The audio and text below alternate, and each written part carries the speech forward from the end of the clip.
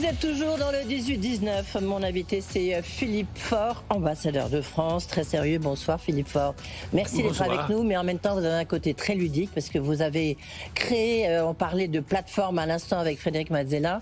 Vous avez créé une plateforme, vous avez créé la liste.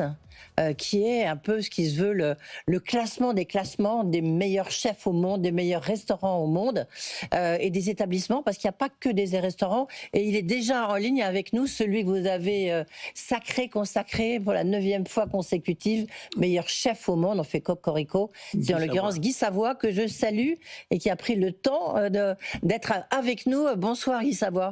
Bonsoir. Bonsoir. Philippe Faure, la liste, expliquez-nous comment ça marche. Comment vous avez eu cette idée, puisque vous avez été ambassadeur, voilà, vous avez été au Japon, vous avez été au Mexique, vous avez été dans plein d'endroits. Comment vous avez eu cette idée-là? Écoutez, j'ai toujours eu deux passions, la diplomatie et la gastronomie. Sympathique. Il y a un lien entre les deux qui est de rapprocher, ça rapproche les gens. La diplomatie, c'est le but. Et puis, bien évidemment, quand on est à table, généralement, on s'entend mieux que si on se dispute au bureau. Ouais. J'avais acheté dans les années 97-18 Gomillot. Ouais. Par passion, juste le goût de la gastronomie, ce qui fait que quand j'ai quitté la diplomatie il y a une dizaine d'années, je me suis dit, tiens, pourquoi on va reprendre l'actualité gastronomique et comment faire, et ce qui n'allait pas, puisqu'il y avait beaucoup de dissensions entre les divers guides français, occidentaux, européens, tout ça. Je me suis dit, le plus simple, c'est de faire recourir à un algorithme intelligent, sophistiqué, qui nous permettra de voir au plan mondial la situation de la France, de l'Europe, de l'Asie, et avoir une vision claire sur ce qu'est la gastronomie mondiale. Alors, ce qu'on peut trouver sur la liste, c'est quoi, à part Guy Savoy qui vous écoute, qui tend l'oreille? Alors, au début... C'est que des restaurants, non? Non, alors il y a des restaurants, puis ensuite, dans un deuxième temps, nous avons fait les hôtels, et puis maintenant les pâtisseries. Il n'y a pas de raison que ça s'arrête. Hein. On peut continuer sur les bars, on peut continuer sur tout, puisqu'on a mis en place vraiment un algorithme de très bonne qualité. Et comment vous dites un algorithme de très bonne qualité? Ça veut dire quoi? J'imagine que Guy Savoy ou Éric Ripert, qu'on aura tout à l'heure, ils votent pour eux. Donc, comment fait-on là? C'est quoi? L'algorithme, on le pilote. C'est-à-dire, une fois pour toutes, on récupère 1100 sources. On en renouvelle, hein, bien sûr. Il y en a qui s'arrêtent, il y en a qui continuent. Mais nous avons tous les grands guides, tous les grands magazines, tous les grands quotidiens. Nous avons BFM. Nous avons, sur la planète... vous avez les meilleures sources, alors, oui. Tout ce qui compte, voilà, c'est ce que j'ai voulu vous dire. Oui. Nous avons tout ce qui compte au plan mondial et affecté avec un coefficient de qualité. Ça vaut 8, ou ça vaut 9, ou ça vaut 7. Et à partir de là, on met tout ensemble et on arrive à avoir un classement. C'est finalement exactement d'ailleurs l'ATP au tennis. Parce que l'ATP au tennis, vous avez un joueur japonais qui est 180e, un argentin qui est 181e, personne ne conteste ça, ils n'ont jamais joué l'un contre l'autre et personne ne conteste leur classement. Mais il faut arriver simplement à bien pondérer et à faire en sorte que les choses soient équilibrées, ce qui est le cas avec nous, puisque personne ne conteste, ne discute. Alors, en même temps, qui sont vos clients? Parce qu'il y avait Goemio, vous aviez. Il y a le guide Michelin qui plaît tant à Guy Savoy. Vous êtes un concurrent du guide Michelin? Écoutez, nous nous situons plutôt au-dessus, une sorte de guide des guides. Sans vouloir dire quoi que ce soit désagréable sur le guide Michelin. Tous les autres Personne ne veut dire quoi que ce soit désagréable sur le guide Michelin, c'est assez étonnant du reste, mais oui. Voilà. Oui, c'est pas à moi de dire quoi que ce soit. Ce que je pense, c'est que comme nous nous situons au-dessus, puisque nous prenons 1100 sources, ils sont une des sources. Mais ils ne sont pas la seule source. C'est ce qui fait d'ailleurs que nos résultats divergent très fréquemment et de plus en plus. Parce qu'on s'aperçoit en plus maintenant que les réseaux sociaux quasi-professionnels sont ce qui compte le plus pour les gens. Ouais. De moins en moins, on regarde, on achète un guide, on voit bien d'ailleurs, c'est la déconfiture, il n'y a plus aucune vente de guides, et il faut trouver pour ces guides traditionnels qui en sont encore à dire qu'ils ont des inspecteurs, il leur faut trouver des financements auprès des régions, auprès des États, auprès des villes, c'est compliqué. On va poser la question à Guy Savoy, parce que qu'est-ce qui fait la différence? Guy Savoy, vous avez été, donc c'est La Monnaie à Paris, c'est donc tout près du Pont-Neuf, pour ceux qui ne connaissent pas, qui n'ont pas la chance de connaître. vous avez été consacré le meilleur chef. Il y a eu 9 meilleurs chefs au monde.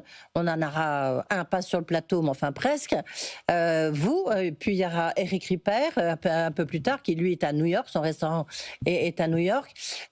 Qu'est-ce qui fait, Guy Savoy, c'est la 9e fois que vous êtes élu meilleur chef au monde, hein, je crois, 9e fois consécutive. Il n'est pas tout seul. Oui, mais c'est restaurant. Au restaurant, oui. Dans les restaurants, mais il n'est pas tout seul. Alors allez-y. Un restaurant, c'est un tout. C'est un lieu, c'est une situation géographique, c'est un bâtiment, c'est un environnement, c'est tout ça. Et puis bien sûr, dans ce restaurant, il y a l'assiette. Et si j'ai bien compris, dans ce classement de la liste, si vous avez un article dans un magazine d'architecture, ça vous fait des points. Moi, j'ai eu la chance que mon lieu a été réaménagé par Jean-Michel Villemotte, que j'ai des œuvres prêtées par François Pinault, ce qui fait un environnement singulier. Et je pense que ça rentre dans tous les paramètres. Aujourd'hui, un restaurant, c'est justement tout ça. C'est une atmosphère, c'est un lieu et c'est bien sûr une cuisine. Mais c'est quoi la différence, par exemple, Guy Savoy, entre le guide Michelin, avec qui vous a, entre guillemets, déclassé, il faut vraiment beaucoup de guillemets pour le dire, et la liste, par exemple? Le guide Michelin, on peut dire grâce à la liste que c'est le seul guide qui m'est déclassé sur la planète, puisqu'il y a 1100 sources. Donc ces 1100 sources prises séparément sont bien sûr subjectives, mais lorsque vous les comparez, que vous les mettez je dirais en partition, eh bien ces 1100 sources deviennent un classement objectif. Oui. Bien sûr, mais qu'est-ce que ça prouve? Ça prouve tout ça. Bon, c'est vrai que on parle du Michelin, vous l'avez souligné, personne ne va attaquer le Michelin parce que... Non, personne ne va l'attaquer, mais en même temps, ça vous a fait votre publicité, ça vous a rendu encore plus célèbre. Absolument, parce qu'on attaque... Bon, déjà, on n'attaque pas une vieille dame, et puis pendant un siècle, ils ont eu la suprématie parce qu'ils étaient seuls. Je crois que l'évolution de l'intérêt, je ne parle même pas de la cuisine, de l'intérêt pour la cuisine autour de la planète, c'est plus amplifié ces 30 dernières années que les 2000 ans qui ont précédé. Ah oui. Donc aujourd'hui, moi, je regarde ce paysage gastronomique et grâce à la liste, je me suis aperçu que j'avais une notoriété vraiment internationale. J'étais à la sortie de la liste en Corée il y a quelques semaines. J'ai été impressionné de l'importance qu'avait la liste. Tous les cuisiniers d'Asie étaient réunis à Séoul. Et la même chose au Quai d'Orsay lorsque la liste mondiale a été présentée. C'était au Quai d'Orsay le 24 novembre dernier. Il y a même des cuisiniers qui sont venus d'Australie. Donc il y a vraiment ce qui prouve bien cet engouement pour la cuisine. Et Philippe Faure a bien compris. D'ailleurs, dans les années 2000, il était propriétaire du Goemio, il vous l'a rappelé. Et je pense que c'est un secteur d'activité qu'il connaît bien. Il a suggéré à une époque à Laurent Fabius de lancer le Conseil de promotion du tourisme. Il est passionné par tous ces ingrédients de la recette tourisme et d'avoir inventé cette liste, je pense que c'est quelque chose, déjà de formidable pour nous, hein, restaurateurs, cuisiniers, et puis c'est une manière de regarder ce paysage gastronomique planétaire, parce que c'est planétaire. Et ça, c'est ça qui est intéressant. C'est une grande évolution, absolument. Pardon, Guy Savoy, parce que je vois Philippe Faure qui est en train de rougir en studio, parce que c'est un panégyrique que vous dressez à Philippe Faure et puis à la liste. Je voudrais juste rebondir sur ce que dit Guy Savoy. Les grandes tendances, Philippe Faure, et je vous poserai la question ensuite, Guy Savoy. Les grandes tendances culinaires de la gastronomie, c'était quoi cette année? Ça va être quoi, là, en 2026? Je pense que les grandes tendances, il y a d'abord un essor de l'Asie qui est évident. Ouais. Guy a parlé de Chine. La Chine vraiment monte en qualité. Le Japon, c'est en finesse, c'est exceptionnel. Et pour ce qui est de la Corée, ça fait partie maintenant du soft power coréen, avec toutes ces petites danseuses, avec les gipok, le cinéma et ainsi de suite. Oui, mais même la nourriture, enfin la nourriture aussi. Voilà. Enfin, on voit en France, on voit l'essor de la cuisine asiatique. Hein, Avant, c'était objectivement une cuisine que l'on mangeait parce qu'elle était à l'arrière des Vespa pour des étudiants. Ouais. C'était pas cher, c'était. Mais plus maintenant du tout. Bon, maintenant, c'est monté en grade et en prix d'ailleurs. Regardez le nombre de restaurants japonais, coréens à Paris ou en Europe, c'est incroyable les prix. Ils sont arrivés à passer le cap de. Donc, je pense que le 21e siècle sera vraiment une bataille beaucoup plus forte entre l'Europe et l'Asie sur ces sujets également. Oui, surtout qu'il y a d'autres cuisines, on le voit bien. Il y a la cuisine italienne, la cuisine espagnole. Voilà. Comment est-ce que vous répondez à ça, Guy Savoy? Dans le sens où on sent que la cuisine française, notamment chez la jeune génération, on voit peut-être parce que les mœurs sont changées dans la manière de s'alimenter, de déjeuner, de dîner. Il y en a de moins en moins. Comment est-ce que vous répondez à ça, Guy Savoy? Alors moi, déjà, nous, il y a des cuisines. Tous les pays ont une cuisine. Mais nous sommes le seul pays à avoir une gastronomie. Qu'est-ce que j'entends par gastronomie? Déjà, dans ce pays, le socle, c'est une diversité et une qualité de produits exceptionnelle. Il n'y a aucun autre pays autour de la planète qui ont autant de produits dans une telle qualité. Et cette diversité de produits et cette qualité de produits a généré la même diversité de savoir-faire. Pour ça, on a des boulangers, des pâtissiers, des confiseurs, des charcutiers, des fromagers, on a des vignerons, c'est tellement riche. D'ailleurs, c'est pas pour rien que le repas gastronomique des Français a été classé au patrimoine immatériel de l'UNESCO il y a 15 ans. Et depuis ce classement, c'est-à-dire il y a 15 ans, il y a 50 habitudes alimentaires autour de la planète qui ont été classées au patrimoine immatériel de l'UNESCO. La France, encore une fois, a montré la voie il y a 15 ans et grâce à la France, certains pays ont pris conscience qu'ils avaient également une cuisine et que cette cuisine, il fallait la mettre en valeur. Et c'est ce qui est fait et ce que la liste le photographie de manière très, je dirais, très précise. Ouais. Très, très précise. Guy Savoy, une dernière question quand même. J'imagine que vous ne faites pas des sushis d'artichaut, hein, puisque c'est votre savoir-faire. C'est la soupe d'artichaut aux truffes, c'est vraiment votre savoir-faire. Donnez-nous, allez, d'abord, c'est quoi le menu de réveillon chez Guy Savoy? Ça va être quoi? Ah ben alors ce sera à la maison parce que le restaurant est fermé. Ah ben voilà, ça c'est la réponse. Et à la maison, vous faites quoi? Non, mais il y a quand même un menu. Donc, à la maison, oui. Ben, ça va être une salade de mâche avec une vinaigrette au jus de truffe et quelques lames de truffe. Et ça va être une noix parce que j'ai une affection particulière pour l'oie. On parle toujours de la dinde, on parle des chapons, des poulardes. Et moi, je trouve que l'oie, si on est 5-6 personnes, c'est la taille idéale. Je trouve que cette forme cylindrique est parfaite et que tout va bien avec l'oie. On peut y mettre des pommes, on peut y mettre un gratin de cardon, on peut y mettre beaucoup de choses autour. Et puis en dessert, alors ce sera très très simple. Ce sera un mélange de tranches d'agrumes et servi avec une mousse au chocolat. Vous voyez, c'est très simple. On reste dans la tradition et on aura faim le lendemain matin, c'est sûr. Voilà, c'est ça peut-être la recette. Merci beaucoup Guy Savoy, joyeuses fêtes et joyeux réveillon. Merci d'avoir été à vous aussi, merci nous. Infiniment. Merci beaucoup. On voit bien, Philippe Faure, tout est en train un petit peu d'évoluer. Comment vous faites? Parce que là, on aperçoit aussi Éric Ripert, qui faisait partie des 9 meilleurs chefs au monde, qui ont été récompensés par la liste. Et je vais en profiter tout de suite pour le saluer. Éric Ripert, vous nous entendez? Bonsoir. Alors, vous n'êtes pas à New York. Votre restaurant est à New York. Vous connaissez très bien, hein, avec Guy Savoy, je sais. Vous n'êtes pas à New York. Je crois que vous êtes en Europe, peut-être pour les fêtes.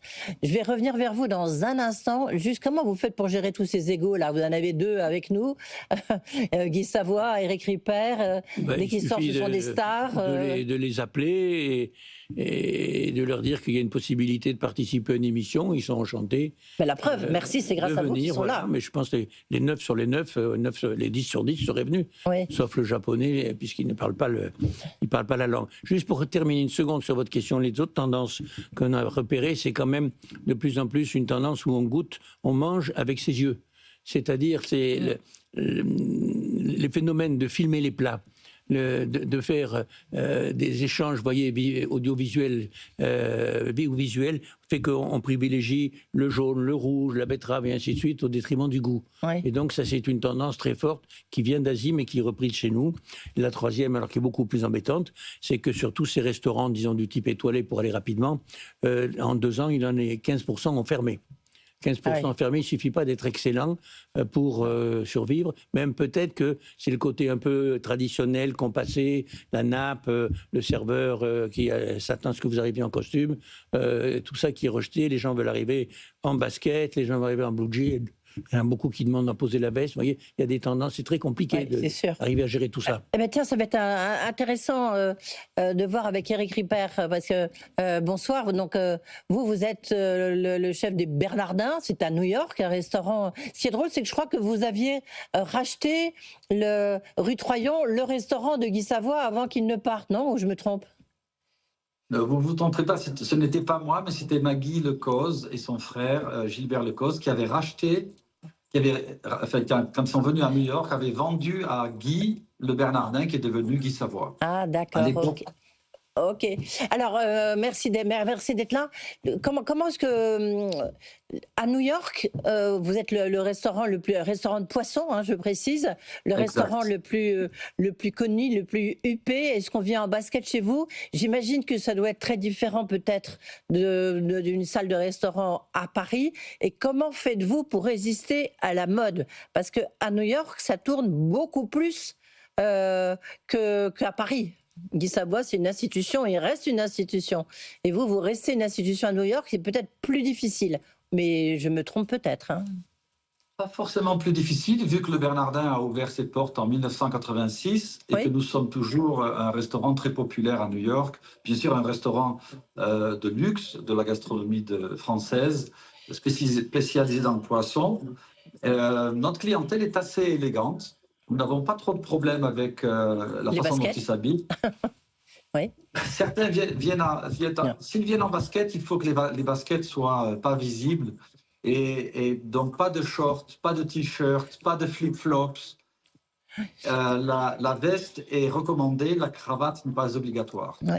Est-ce que est-ce que les fêtes, c'est un moment important pour vous, même si vous n'êtes pas, à New York en ce moment même? Ne me dites pas que vous êtes fermé pendant les fêtes, parce que sinon, Jack Guy Savoy m'a mouché en disant, non, le restaurant ça est fermé. Est-ce que ça sera le cas pour vous? Alors, nous serons fermés le jour de l'an et le jour d'après. Voilà. Oui. D'accord. Quelle est la tendance à New York, la tendance gastronome? À New York, on trouve un petit peu de tout parce que les chefs viennent du monde entier pour se montrer à New York, pour prouver qu'ils sont de grands talents. Et puis, New York est une capitale mondiale qui attire un peu tout le monde, quoi. Donc, la tendance à New York en ce moment, c'est d'avoir beaucoup de chefs qui arrivent d'Asie. On a eu une première vague du Japon qui a eu beaucoup de succès. Et en ce moment, c'est les Coréens qui arrivent et qui nous montrent un petit peu leur cuisine, leur culture et qui ont beaucoup de succès. Est-ce que du coup, vous qui faites du poisson, est-ce que du coup, vous êtes mis au sushi? Au poisson cru? Non, on ne fait pas du sushi. Non, ça nous arrive de faire des ceviches de temps en temps, mais bien sûr à notre façon. Et le Bernardin est un restaurant de poisson qui a quand même été un des premiers restaurants au monde à servir des poissons crus en entrée, comme des carpaccio de thon et des ceviches à l'époque. Comment? Et vous n'avez pas envie de revenir un peu à Paris pour faire concurrence à Guy Savoy entre meilleurs chefs du monde, avec comme arbitre Philippe Faure?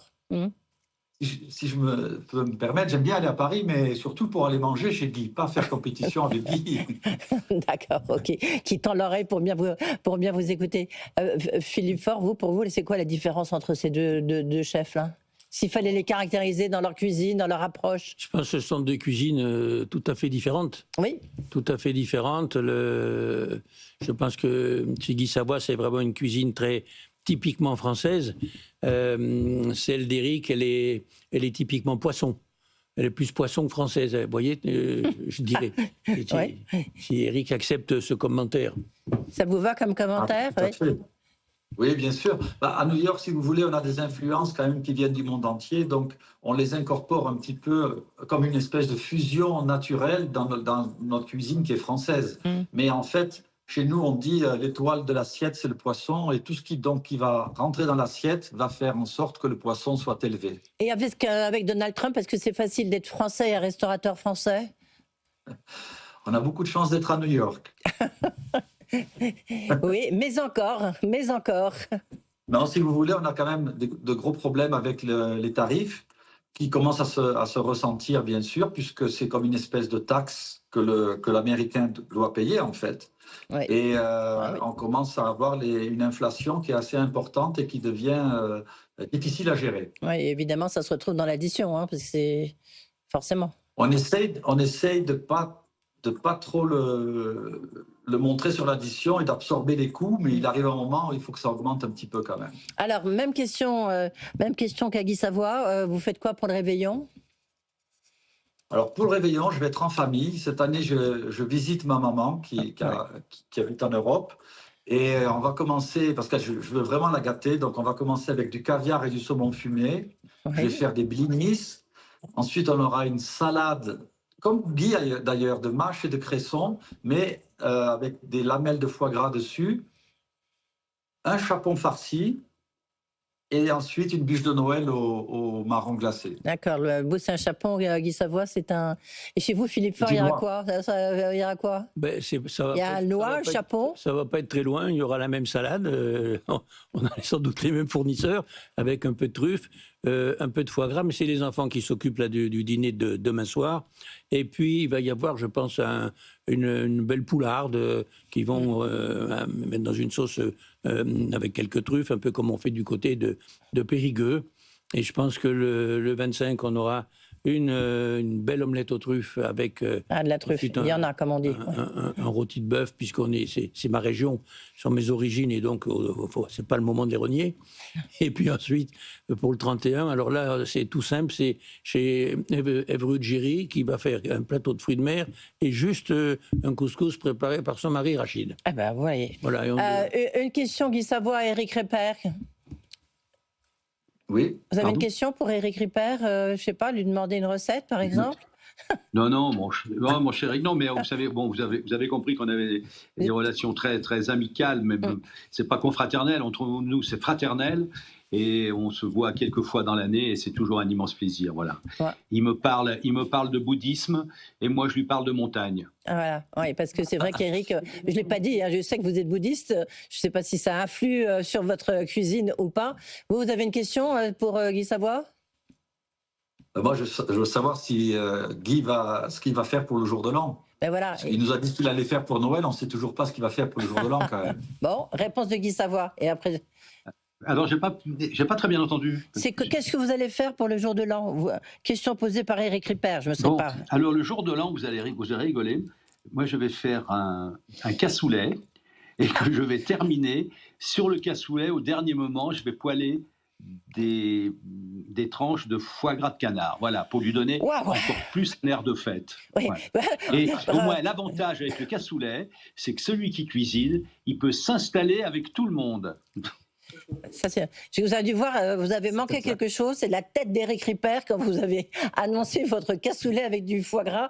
Je pense que c'est peut-être pas forcément ce qu'il va faire lui. Alors, en tous les cas, mais ce sera le plat unique, hein, vous avez compris, ce sera le plat unique. Il n'y a plus d'entrée, voilà, on pose l'immense cassoulet sur la table et on se régale. Merci, messieurs, d'avoir été avec nous. Quel honneur de vous recevoir ici dans notre émission. Merci beaucoup. Le mot conclusion pour vous, Philippe Faure? Ce qui nous rapproche tous les trois, c'est un petit restaurant qui s'appelle La Cagouille. Ah oui. Où quand nous voyons, nous essayons, au moment de ces cérémonies de remise des prix, on essaye de trouver un moment pour aller y déjeuner ou y dîner. Et il y a beaucoup de poissons aussi. Il n'y a que du poisson également. Ouais. C'est fait différemment, mais c'est très agréable. Je crois qu'on peut communier sous les auspices de La Cagouille. Le 2026 pour la liste, ça sera quoi? C'est quoi le prochain défi pour la liste? réussir la sortie des restaurants. Ouais. Et puis continuer, puisque nous en avons maintenant 34 000 restaurants repérés par notre application. Je n'ai pas parlé d'application qui est très importante parce que c'est très facile à partir de l'application de repérer tous les bons restaurants autour de vous. Si vous êtes dans des endroits qui sont un peu tristes, trouver les moins mauvais. Ouais. Si vous vous retrouvez à Mogadiscio, il y a quand même des restaurants qui sont signalés. Vous voyez, un peu partout. Donc c'est vraiment un outil. C'est un classement pour les 1000 premiers, puis c'est un outil. Et qui les choisit? C'est vous qui allez partout? Non, oui, évidemment non. On n'a aucun inspecteur, nous autres. Oui, mais justement, c'est pour ça que je vous pose la question. On n'en a aucun, mais on prend s'il y a des journaux, on les prend. S'il y a des magazines, on les prend. Les revues d'avion, on les prend. Les quotidiens, il y a toujours des choses. Hein. Et puis des réseaux sociaux de plus en plus. Dans les endroits les plus perdus au monde, il y a toujours des réseaux sociaux de paraprofessionnels, de gens qui adorent la gastronomie, qui se parlent entre eux. Et ça, on est comme un drone, voyons, on est au-dessus, et on arrive à plonger et à récupérer les informations. Merci beaucoup Philippe Faure, Lalice, donc d'avoir été avec nous, de nous avoir fait rêver avec les deux chefs qui sont même encore restés avec nous. Donc je resalue, merci beaucoup Guy Savoie, merci beaucoup Eric Répert. Joyeux Noël, joyeuses fêtes.